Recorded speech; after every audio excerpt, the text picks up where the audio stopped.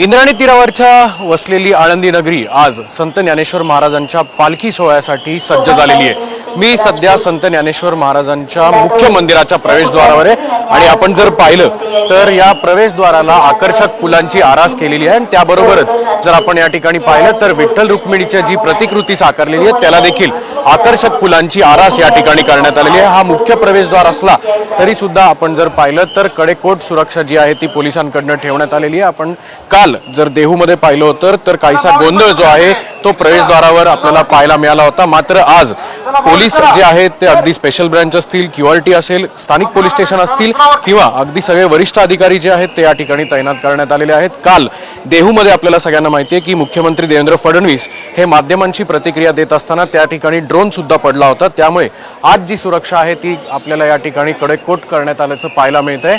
काल साधारण संध्याकाळच्या वेळेला आपण जर पाहिलं तर काहीसा गोंधळ प्रवेशद्वारावर घडला होता आणि हीच गडबड किंवा हा गोंधळ पुन्हा उद्भवू नये म्हणून पिंपरी चिंचवड पोलीस असतील, याबरोबरच स्थानिक क्यूआरटी वगैरे असतील, यासारख्या प्रमुख पथकांकडनं आता या ठिकाणी सुरक्षा जी आहे ती तैनात करण्यात आलेली आहे आणि रात्री 8:30 वाजता मुख्य पालखी प्रस्थान सोहळ्याला सुरुवात होणार असून आपण जर पाहिलं तर या ठिकाणी तयारी जी आहे ती संपूर्ण झाली असून आळंदीमध्ये एक मोठा उत्साह जो जल्लोष आहे वारकऱ्यांमध्ये, भाविकांमध्ये, तो देखील आपल्याला पाहायला मिळतोय।